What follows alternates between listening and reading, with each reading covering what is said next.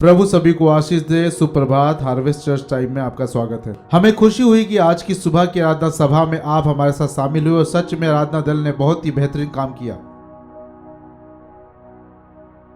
मुझे आपका नहीं पता, पर ऐसा एक गीत है जो कई मौसमों में मेरे जीवन में आत्मा में अगुवाई और सेवकाई करता रहा है और उसने मुझे सामर्थ दी, और वो गीत है you rain above it all. और आखिरी हफ्ते में उसे बार बार लगातार बजाता रहा, जैसे मानो वो मेरे लिए रुक गया हो। और जैसे कि इस देश की समाचार की हेडलाइन हमारे दिल और दिमाग में छाई हुई है और परेशानियों में डालती है, पर क्या आप जानते हैं कि यीशु मसीह रेन अबव इट ऑल। क्या आप जानते हैं कि वो चिंतित नहीं है, परेशान नहीं है, घबराया हुआ नहीं है। इतिहास उसकी कहानी का वर्णन करता है और वो सभी राज्यों पे राज्य करता है। आपको बताना चाहता हूँ कि हमारा देश उसके हाथों में है और विश्व उसके हाथों में है। वो अपने हिसाब से काम करता है। इस गीत ने मेरे आत्मा को और मेरे हृदय को हमेशा प्रोत्साहित किया और मैं विश्वास करता हूँ कि आपके भी हृदय को प्रोत्साहित करेगा। हम उनको भी धन्यवाद करते हैं जो हमारे साथ परमेश्वर की आराधना ऑनलाइन 11:30 बजे की सभा में जुड़कर करते हैं। अपने कॉफी को लेकर आप बैठ जाइए और परमेश्वर की महिमा कीजिए। और हम लोग टेक्नोलॉजी के लिए भी परमेश्वर धन्यवाद करते हैं और हम आपका धन्यवाद करते हैं उस आदर के लिए जो आपने दान के द्वारा दिया और हार्वेस्ट टाइम चर्च को देने के लिए आपका बहुत बहुत धन्यवाद। और क्या आप जानते हैं दाऊद और वे लोग जो उसके संग थे, उन्होंने बढ़ चढ़ के परमेश्वर के भवन को बनाने में, जो कि यरूशलेम में है, दान दिया। और उसने खुद व्यक्तिगत रूप से अपने बेटे के द्वारा इतना भर के दान दिया कि परमेश्वर का राज्य और उसका भवन में खड़ा होने पाया। और दाऊद ने बोला, मैं कौन हूं या हम कौन हैं जो तुझे दे सकेंगे। परमेश्वर सब कुछ तेरी और तेरे लिए है, और जो कुछ भी हमने दिया वो तो तेरी उस बहुतायत के सामने कुछ भी नहीं। हमने तो कुछ दिया और तूने हमें भर कर दिया। और मेरे प्रियो, क्या आप जानते हैं हमारा उदारता से दिया हुआ दान भी बहुत कम है उसके सामने, क्योंकि उसने हमें इतना दिया और अब भी वो दे रहा है। दूरी बनाए रखने के चलते हम दान पेटियां आपके करीब नहीं ला सकते हैं, इसलिए जो भी दान देना चाहते हैं इस ऑडिटोरियम के बाहर जाने और आने के रास्तों पर दान पेटी रख दी गई है। आप अपने दान को उसमें डाल दीजिए। वे लोग जो ऑनलाइन दान देना चाहते हैं वो HT चर्च लिंक पर जाकर अपने दान को दे सकते हैं, जो कि बिल्कुल सुरक्षित है। और वे लोग जो टेक्स्ट के द्वारा अपने दान को देना चाहते हैं, मेरे पीछे पर्दे पर दी गई जानकारी पर आप अपने दान को भेज सकते हैं, जो कि बिल्कुल सुरक्षित है। आने वाले शुक्रवार को हमारे चर्च में सभा है रात में अग्नि। ये क्या है रात में अग्नि? मतलब कि हम लोग रात भर प्रार्थना करेंगे और आराधना करेंगे और थोड़ी प्रार्थना करेंगे और थोड़ी आराधना करेंगे और थोड़ी प्रार्थना करेंगे और थोड़ी आराधना करेंगे, और हम सब लोग रात भर यहाँ रुकेंगे। यदि आप जितनी देर रुकना चाहे रुक सकते हैं। और हमारे देश को प्रार्थना करने की ज़रूरत है और हमारे देश के लिए और थोड़ी ज़्यादा प्रार्थना करने की ज़रूरत है। और हम आपका स्वागत करते हैं कि इसी शुक्रवार से हम लोग 10 दिन की उपवास प्रार्थना करने जा रहे हैं, जो कि 22 जनवरी से 31 जनवरी तक होगी। और मैं चाहता हूं कि आप उसमें शामिल हो। और वे लोग जो बाइबल रीडिंग में हमारे साथ जुड़े हुए हैं उनके लिए तो ये बहुत अच्छा अवसर है, क्योंकि बेहतरीन तरीके से परमेश्वर के वचन और मनन होने वाले हैं। तो मैं आपसे चाहता हूँ कि आप सारे उसमें जुड़ें।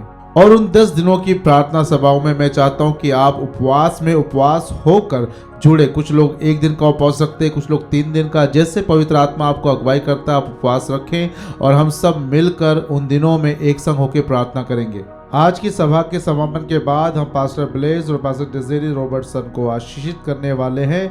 उनके साथ हमने बहुत अच्छी सुबह बिताई और ये हमारे नए पास्टर्स हैं। सभा के बाद आपके लिए कोविड रहित कॉफी है, आप नीचे जाके उसका आनंद उठाएं और पास्टर ब्लेसी और पास्टर रॉबर्टसन से मिले और उन्हें आशीषित करें। किसी ने पोस्ट किया और कहा कि पास्टर ग्लेन कॉफी के वैक्सीनेशन देने वाले हैं। नहीं, पर मैं इस बारे में पक्का करना चाहता हूं कि वो कॉफी बहुत ही स्ट्रांग होगी। मुझे आशा है आप जाएंगे, उसका आनंद लेंगे। यदि आपके पास बाइबल है तो मैं आपका स्वागत करना चाहूंगा कि आप अपने बाइबल को या फिर बाइबल ऐप हो तो उसमें यूहन्ना उसका अध्याय 3 और पद 22 को निकाले और पढ़ेंगे। और यहाँ मैं आज आपसे बात करूंगा कि वो बढ़े और मैं घटूं।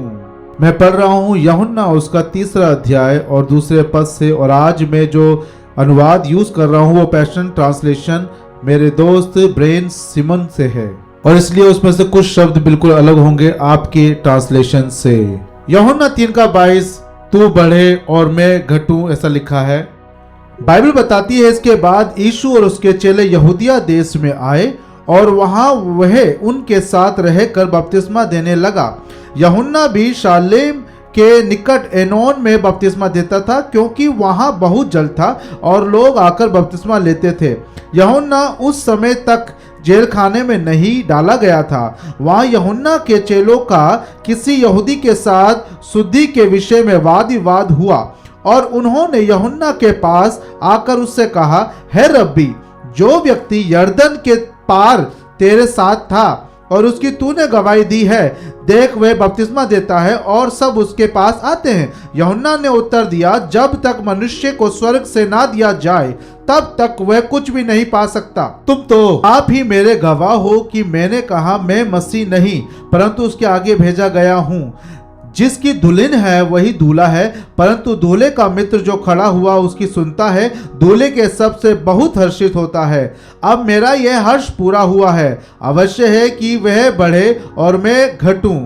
जो ऊपर से आता है वह सर्वोत्तम है, जो पृथ्वी से आता है वह पृथ्वी का है और पृथ्वी की ही बातें कहता है। जो स्वर्ग से आता है वह है सब के ऊपर है। जो कुछ उसने देखा और सुना है वही उसकी गवाही देता है और कोई उसकी गवाही ग्रहण नहीं करता।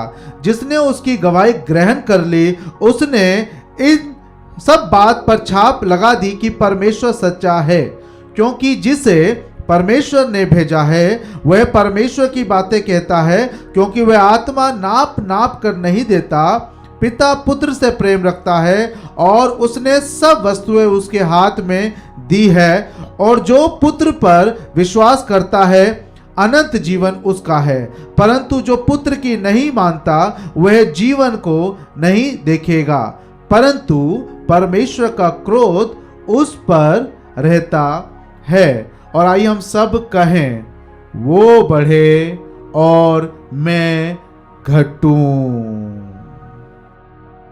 परमेश्वर ये साल मुझे व्यतीत करने के लिए जो मेरे मन में डाल रहा है कि हर रविवार की सुबह हम यीशु पर अपने ध्यान को लगाएं, और इसमें कोई भेद नहीं है। क्यों?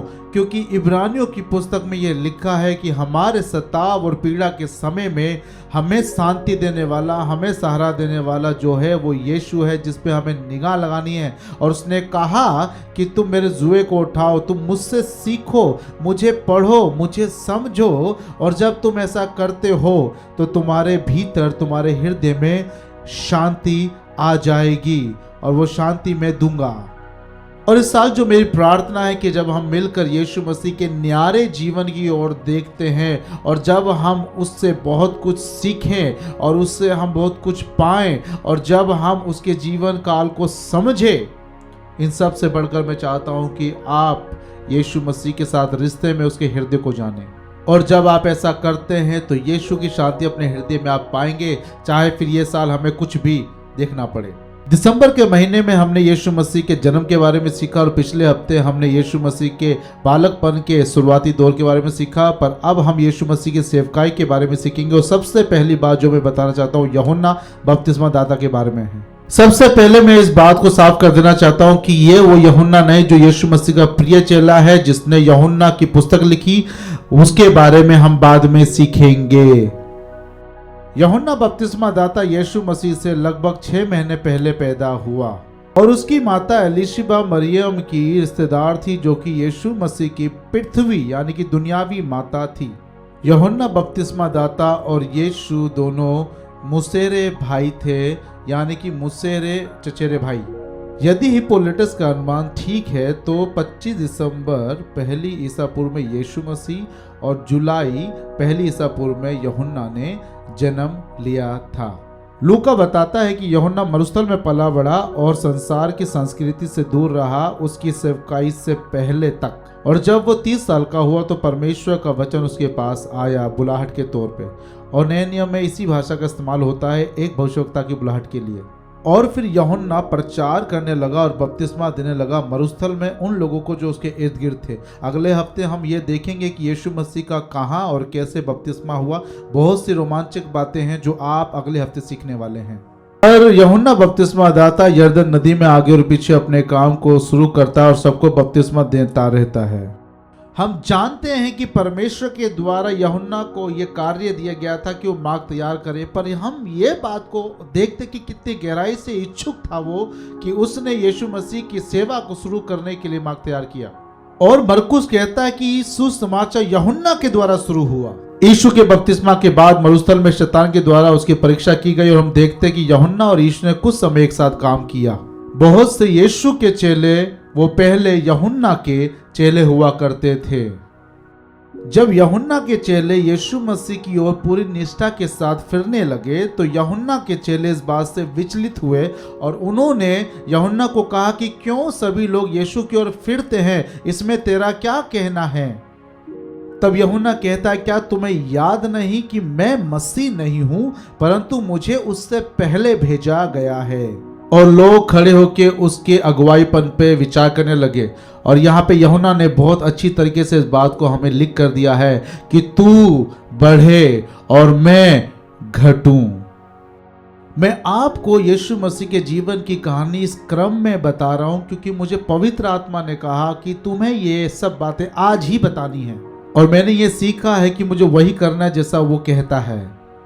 इस साल के पहले रविवार को जब मेरे मित्र मार्कस डाइगर परमेश्वर का वचन बांट रहे थे तो पवित्र आत्मा मुझे भेदने वाले कुछ व्यक्तिगत सवाल पूछ रहा था। जब कोई और प्रचार करता है तो उस वातावरण में मैं होता हूं कि उस अभिषेक में पवित्र आत्मा मुझसे बहुत सारी बातें करता रहता है। पवित्र आत्मा मुझसे पूछना शुरू करता है कि क्या तुम सच में तैयार हो उसके लिए जो आने पर है। मैं जानता हूं परमेश्वर हमारे इस देश में एक बहुत बड़ा कार्य करने जा रहा है हमारी कलीसिया HTC से।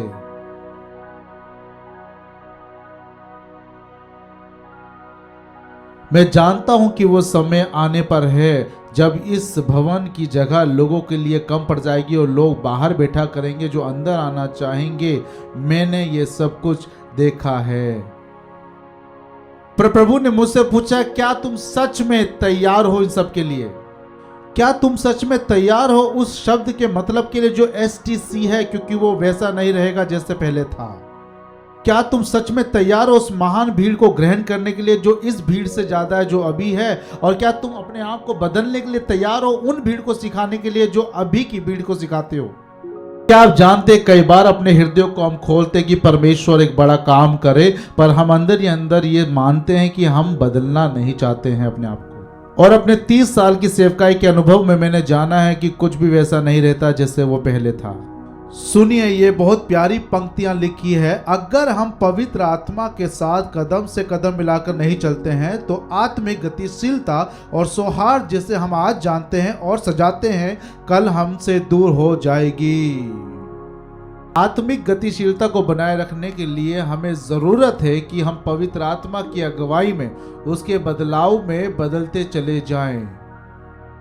इससे पहले कि पास्टर ब्लेज और पास्टर डेजरी आए उनके लिए हम प्रार्थना करें कि वो अपने नए पासबानी के पद को संभाले। मैं आपको सिखाना चाहता हूं कि हमें क्या बढ़ाना क्या घटाना है और उन कामों में सक्षम होना है जो परमेश्वर ने हमें करने को दिए हैं। वो बढ़े और मैं घटूं। आपको बताना चाहता हूं कि आज के प्रोग्राम की और प्रचार की आउटलाइन आपको स्क्रीन पे दी जा रही है। अगर आपको पसंद आए तो उसे क्लिक करें और सुनिए। और यदि आपको प्रचार की आउटलाइन पसंद आती है तो आप रिक्त स्थान भर सकते हो और हमें फॉलो कर सकते हो और लाइव स्ट्रीम में आप जाकर आप PDF को डाउनलोड कर सकते हो और सुन सकते हो और हमें फॉलो कर सकते हो। वो बढ़े और मैं घटूं पे जो विचार है उस पर पहली बात यह है कि यदि हमें नई चीजों को अपने जीवन में पाना है तो अधिकार और पक्षपात कम होना चाहिए और विनम्रता की क्षमता बढ़नी चाहिए। अधिकार और पक्षपात कम होना चाहिए और विनम्रता की क्षमता बढ़नी चाहिए। मुझे लगता है कि जब यीशु मसीह के कार्यों को हम सुसमाचारों में देखते हैं और पहली कलीसिया को जब हम प्रेरितों के काम में देखते हैं तो शायद मुझे लगता है कि उन्हें हम गुलाबी रंग के चश्मे से देखते हैं। हमें लगता है कि वो सारे मसीह आत्मा से भरे हुए थे और उनके जीवन में कोई समस्या परेशानी नहीं थी, वो परमेश्वर के प्रेम से भरे थे। तो आपको मैं बताना चाहता हूं कि आपने शास्त्र को गंभीरता पूर्वक या ठीक ढंग से नहीं पढ़ा है, क्योंकि यरदन नदी की घटना हमें बताती है कि अधिकार और पक्षपात की समस्या शुरू से ही मसीहों के बीच में बनी हुई थी। ये एक समस्या थी प्रेरितों के काम में, ये एक समस्या थी जितनी भी कलीसिया पौलुस ने बनाई उसमें, ये कलीसिया थी याकूब के जो पासबानी थी उस समय पे, यहूदा की पासबानी में, पतरस की और यूहन्ना की पासबानी में भी ये समस्या थी। मगर आपको मैं बताना चाहता हूं ये समस्या यीशु में नहीं लोगों में थी। यूहन्ना बपतिस्मा दाता उत्तर देता है जो याद रखने के लायक है कि विश्वासी ना तो किसी अगुवे से, ना किसी कलीसिया से और ना ही किसी सेवकाई से आते हैं, परंतु वो प्रभु यीशु के लिए हैं।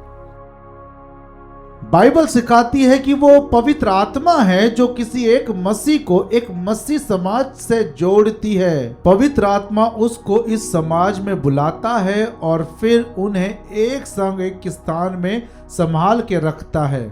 24 साल से मेरी प्रार्थना रही है एसटीसी के लिए कि परमेश्वर जिन लोगों को हमें जुड़ना चाहिए उन्हें आप जोड़िए, और जिनको हमें नहीं जुड़ना चाहिए उन्हें आप आगे लेके जाइए और शांति से भरिए। एक मसीह समाज के अंदर लोग आत्मिक पोषण पाते हैं, आत्मिक समर्थन पाते हैं, आत्मिक उत्साह पाते हैं और आत्मिक अगुवाईपन पाते हैं जो 5 सेवकाई को लाती है। हम समस्याओं में तब पड़ जाते जब हम सीमाओं को लांघते, जैसे कि यूहन्ना के चेलों ने किया। उन्होंने परमेश्वर की सुरक्षा को छोड़ इस संसार और शारीरिक अभिलाषाओं की अधिकार के पीछे पड़े। समस्याओं में तब पड़ जाते हैं जब लोगों को हम अपने अधिकार के नियंत्रण में रखकर अपना कहते हैं। यह सच है कि सारे विश्वासी मिलकर एक समाज में जवाबदेही बनते हैं, परंतु यह समाज प्रभु यीशु से संबंध रखता है। यह अच्छा प्रचार है। मुझे लगता है पहला और दूसरा बहुत अच्छा बिंदु था। यह अच्छा प्रचार है। यूहन्ना एक उदाहरण का इस्तेमाल करता है यहूदी शादी में दूल्हे के दोस्त के बारे में। दूल्हा अपने दोस्त के लिए नहीं परंतु अपनी दुल्हन के लिए है, और दुल्हन अपने दूल्हे के लिए है, और दूल्हे का दोस्त वहां पर केवल उनकी मदद के लिए आया है। उसका दूल्हे के साथ एक रिश्ता है, इसलिए उस दोस्त को एक श्रेष्ठ काम वहां पे मिला होता है। वो दोस्ती का काम है, ना कि अधिकार का। और ये हमें भी समझना चाहिए, दोस्ती अधिकार नहीं है। आप जानते हैं यीशु मसीह ने बपतिस्मा दाता को सबसे महान और श्रेष्ठ व्यक्ति दर्शाया है, और जब ये उसके मुख से निकला है तो ये एक बहुत बड़ी बात है उन लोगों के बीच में। मुझे लगता है कि यीशु ने यूहन्ना के बारे में ये बात इसलिए कही क्योंकि यूहन्ना का हृदय मूसा के हृदय जैसा नम्र था। पुराने नियम में गिनती की पुस्तक में ये बात दर्ज है कि जब पवित्र आत्मा 2 मुख्य अगुवों के ऊपर उतरा, एल्दाद और मेदाद पर, और उनके बच्चे थे my dad and your dad, और माय डैड आपके डैड से ज्यादा ताकतवर है। यहोशू मूसा के लिए चिंतित हो गया क्योंकि यहोशू को लगता था कि मूसा आखिरी भविष्यवक्ता है। वो दौड़ के मूसा के पास गया और बोलने लग गया, एल्दाद और मेदाद भविष्यवाणी करते हैं, उन्हें मना करिए। मूसा कहता है, शुक्रिया यहोशू, शायद तुम समझ नहीं पाए, मैं तो चाहता हूं कि सभी लोग भविष्यवाणी करें। तुरंत परमेश्वर ने मूसा को इस संसार का सबसे नम्र व्यक्ति ठहरा दिया, और इस बात को हम गिनती की पुस्तक उसके 12वें अध्याय में पाते हैं। और वही नम्र आत्मा हम यूहन्ना बपतिस्मा दाता में भी पाते हैं, जो कि यीशु मसीह का है, जो कहता है मेरा क्रूस उठाओ और मुझसे सीखो, मैं हृदय से नम्र और दया से भरा हुआ हूं। इसीलिए यीशु यूहन्ना को सबसे महान व्यक्ति कहता है। एसटीसी परिवार के प्रिय और मुख्य लोगों, परमेश्वर हमारे जीवन में कार्य करने लगा है इस साल में भी। आइए इससे नम्रता से हम शुरू करें।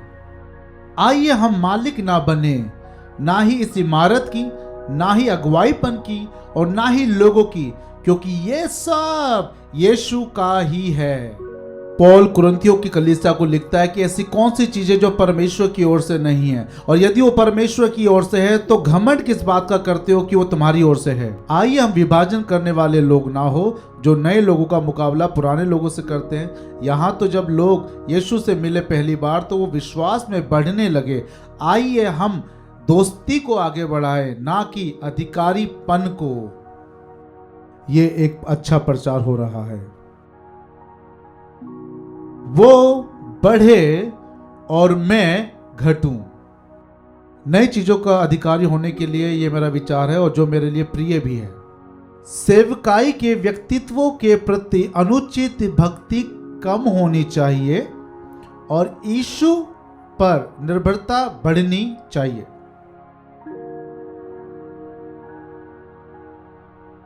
व्यक्तित्व कल्स की समस्या केवल 21वीं शताब्दी के व्यक्तित्व की समस्या नहीं है। यह ना केवल मसीह संचार की उत्पाद की समस्या या मसीह टेलीविजन या आराधकों की समस्या है, पर यह तो यर्दन नदी पर व्यक्तित्व आराधना में दिख गया था। एक बात तो संपूर्ण रीति से सिद्ध है कि पवित्र आत्मा ने यूहन्ना बपतिस्मा दाता की सेवकाई में बहुत ही उम्दा तरीके से काम किया, क्योंकि यूहन्ना बपतिस्मा दाता के कामों ने लोगों के मनों पे छाप छोड़ दी थी। क्योंकि जब यीशु सेवकाई में उतरा तो उसके चेले अपनी ईमानदारी को दिखाते हैं, ना कि यीशु के पीछे चले जाते हैं। यहाँ तक कि जब यूहन्ना बपतिस्मा दाता को हेरोदेस ने जेल में डलवा दिया और पीड़ाओं से भर दिया, तब भी उसके चेलों ने उसके प्रति वफादारी दिखाई और उन्होंने यूहन्ना को नहीं छोड़ा।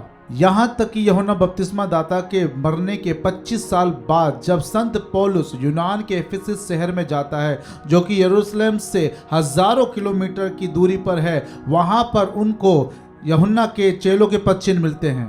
अपोलोस जो कि मसीह शिक्षक था और नए नियम में हम उसे पाते, वो भी यूहन्ना का चेला था। 17वीं सदी में यूहन्ना के मरने के 1600 साल बाद जब मिशनरी ईरान और इराक में जाते हैं तो वहां पे उनको यूहन्ना के चेले और भक्त मिलते हैं और ये लोग मेंडियंस कहलाते हैं। यूहन्ना के 2000 साल मरने के बाद भी आज भी ये जाति ऑस्ट्रेलिया में पाई जाती है और आज भी ये यूहन्ना के अनुयायी है और सच में ये बड़ा प्रभाव उसकी सेवकाई का आज तक बना हुआ है। और ना परमेश्वर ये चाहता था और ना ही यूहन्ना बपतिस्मा चाहता था, वो तो चाहता था कि यीशु मसीह के लिए रास्ता तैयार हो। व्यक्तित्व कल्स नए नियम से ही परेशानी का सबब रहा है। किसी को पतरस की, किसी को पौलुस की और किसी को अन्य प्रेरितों की शिक्षाएं पसंद है, परंतु यूहन्ना बपतिस्मा दाता इस कल्स के बारे में कहता है कि ये इसलिए है कि याद रखो कि इन सब सेवाओं का स्रोत क्या है, क्योंकि एक व्यक्ति के पास वही हो सकता है जो उसे स्वर्ग से मिला हो। पर इस बात को सुनिए कि परमेश्वर ही है हर एक सेवा, हर एक बुलाहट और हर एक वरदान का स्रोत। परमेश्वर सेवा के प्रकाशन और प्रेरणा का और सेवा को असरदार बनाने के अभिषेक का स्रोत है। सेवा के फल परमेश्वर की ओर से आता है और सेवा के अनुयायी परमेश्वर की ओर से आते हैं। व्यक्तित्व कल्स को कुरिन्थियों की कलीसियाओं के बीच में समझाते हुए पौलुस ये कहता है कि कौन है पौलुस या कौन है पौलुस, हम दोनों परमेश्वर के चुने हुए लोग हैं। पौलुस ने बोया, अपोलोस ने सींचा, पर परमेश्वर ही है जो उसको बढ़ाता है। सेवा का कार्य परमेश्वर की ओर से आता है। जगह, मौसम और हर प्रकार की गुंजाइश। मैं परमेश्वर का धन्यवाद करता हूं पास्टर ब्लेज और डेजरिक का कि परमेश्वर ने आपको हार्वेस्ट टाइम चर्च में जोड़ा है। कोविड ने बहुत सारी समस्याओं को ला खड़ा किया, मगर उसने बहुत सारी आशीषों को भी दिया, जिसमें से सबसे बड़ी आशीष हमारे लिए ये है कि पास्टर ब्लेज और डेजरिक हमारे बीच में सेवा के लिए मौजूद हैं। सुनिए सुनिए, एक बहुत अच्छी बात है हमारे लिए। ये मायने नहीं रखता है कि हमारी सेवा लोगों के बीच में बड़ी भीड़ के सामने दी गई है या फिर पर्दे के पीछे कोई छोटा काम। सुसमाचार के लिए छोटा या बड़ा हर एक काम कठिन है और परमेश्वर की नज़र में ये दोनों बहुत ही मूल्यवान कार्य है। यह बहुत ही अनोखी बात है कि आपका कोई भी काम यदि विश्वास योग्यता के साथ है तो वो परमेश्वर को संतुष्टि दिलाता है। मैं आपको बताना चाहता हूं कि उस व्यक्ति को जिसे पर्दे के पीछे एक काम दिया गया, यदि वो निष्ठा और विश्वास योग्यता के साथ वो करता है तो वो परमेश्वर को उतना ही संतुष्ट करता है जितना वो व्यक्ति जो पर्दे के सामने लोगों के बीच में होकर काम करता है। और यह सही भी है। यूहन्ना के चेले यूहन्ना को कहा करते थे कि तुम आगे आकर सबके सामने काम करो, पर यूहन्ना कहता तुम अब तक नहीं समझ सके, मुझे यीशु मसीह की सेवकाई को प्रारंभ करने के लिए बुलाया गया और मैं उस काम को करने में बड़ा सौभाग्यशाली हूं और मैं खुश हूं। यूहन्ना के पास भविष्यवक्ता की एक ऐसी सेवकाई थी जो उसको बहुत आगे सबके सामने ला सकता था, पर सेवकाइयों का अंत परमेश्वर की ओर से आता है। परमेश्वर निर्धारित करता है कि किसने अपनी सेवकाई पूर्ण रीति से की। परमेश्वर ही है जो दूसरा मौका देता है उन लोगों को जो अपनी सेवकाई में हार गए, जैसे पतरस को उसने मौका दिया और जैसे मरकुस को मौका मिला जिसने मरकुस की पुस्तक को लिखा था। यहां तक कि एक महान आदमी भी अपने जीवन को सूर्य के नीचे जीता है, परंतु परमेश्वर ने उसके समय को निर्धारित किया और वो खत्म हो गया, परंतु सुसमाचार और कलीसिया हमेशा बने रहते हैं। कलीसिया में व्यक्तित्व कल्ट्स को नकारने की जिम्मेदारी विश्वासियों और अगुवों दोनों को दी गई है। जैसे विश्वासियों को एक वरदानित अगुवे के रूप में नहीं देखा जाता, उन्हें केवल परमेश्वर को धन्यवाद देने वाले और तोहफे देने वाला देखा जाता है। यदि किसी का गीत आपके हृदय को छूता है तो आप परमेश्वर का धन्यवाद करो उस प्रेरणा के लिए और धन्यवाद करो संगीतकारों के लिए। और हम परमेश्वर का धन्यवाद करते हैं हमारी कलीसिया के आराधना दल के लिए जो दिन और रात हमें परमेश्वर के अभिषेक में ले चलते हैं।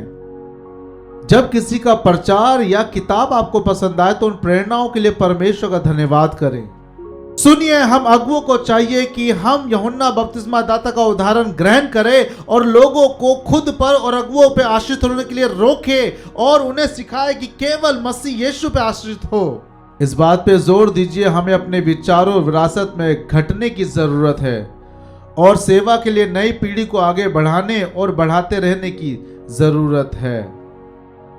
पास्टर फ्रेंड जो परमेश्वर के आत्मिक दास थे और उनकी एक बहुत सफल और अनोखी सेवकाई रही, पर उनकी सभा में एक महिला अपनी जवान बेटी के साथ आई जिसका एक बुरा तलाक हुआ था और वो लड़की जो एक बहुत ही बुरे समस्या से जूझ रही थी और चिंताओं से पड़ी हुई थी क्योंकि वो अपने तलाक के कार्यभार में थी और सो भी नहीं पाती थी। तो उसकी माँ ने मेरे दोस्त को फोन किया और कहा कि क्या तुम मेरी बेटी के लिए प्रार्थना कर सकती हो सोने से पहले।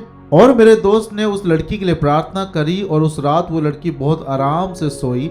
अगले दिन उसकी माँ ने फिर मेरे दोस्त से कहा क्या आप प्रार्थना करेंगे दोबारा, तो उसने दोबारा प्रार्थना करी और वो लड़की एक छोटे बच्चे के समान बहुत आराम से सोई।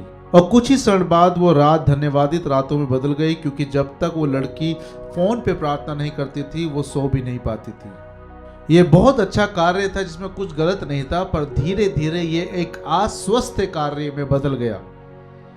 मेरे दोस्त ने उस महिला और उस बेटी को बुलाया और उन्हें समझाया कि मुझ पर नहीं पर केवल यीशु मसीह पर भरोसा रखें। मेरे मित्र ने ये किया और वो बहुत पहले ही प्रभु के पास जा चुके हैं। ये परिवार आज भी परमेश्वर की सेवा पूरे दिल और जान से करते हैं और ये आज भी परमेश्वर से प्रार्थना करके अच्छी नींद लेते हैं। यह आपको एक बहुत अच्छी कहानी लग रही होगी, पर मैं चाहता हूं कि आप मुख्य बिंदु पे विचार करें कि लोग आज अपने अगुवों पे ज़्यादा भरोसा और आश्रित होने लगे हैं, पर उन्हें सिखाएं कि अगुवों पे नहीं पर प्रभु यीशु पे ही केवल आश्रित हों। वो बढ़े और मैं घटूं। कुछ विचार है आपके लिए मेरे पास। अधिकार और अलगाव की भावना खत्म होनी चाहिए, व्यक्तित्व कल्ट्स की भावना खत्म होनी चाहिए। इससे पहले कि हम पास्टर लोगों का अभिषेक करें, आखिरी विचार आपके साथ बांटूंगा। व्यक्तिगत प्राथमिकताएं और पूर्वाग्रह घटना चाहिए और संवेदनशीलता और विवेक में वृद्धि होनी चाहिए।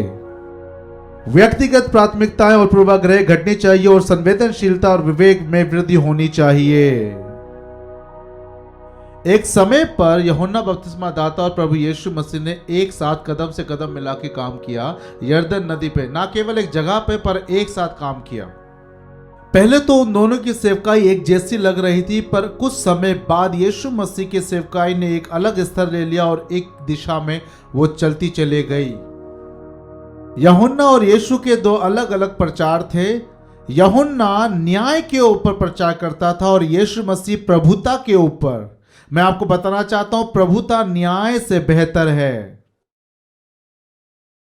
यूहन्ना ने मनफिराव का प्रचार किया ताकि लोग आग की मृत्यु से बच जाए, और यीशु ने मनफिराव का प्रचार किया ताकि लोग उस घर में प्रवेश करें जहां पे पिता की आशीषें हैं। कुछ समय बाद यूहन्ना को बंदीगृह में डाला और वह असमंजस में पड़ गया, और उसने अपने चेलों को यीशु के पास कहला भेजा, क्या तू ही वो मसीह है जो आने वाला था, या हम किसी और की प्रतीक्षा करें, क्योंकि तू अग्नि और न्याय का प्रचार नहीं करता, परंतु तू परमेश्वर के अनुग्रह और दया का प्रचार करने लगा है। वैसे मैं आपको बता देना चाहता हूं, दोनों ही प्रचार अच्छे हैं और परमेश्वर की ओर से है। बस यूहन्ना इस बात को नहीं समझ सका कि यीशु मसीह हमारे लिए उस द्वार को ले आया जिसमें अनुग्रह और दया है, और आज भी वो हमारे लिए द्वार खुला हुआ है।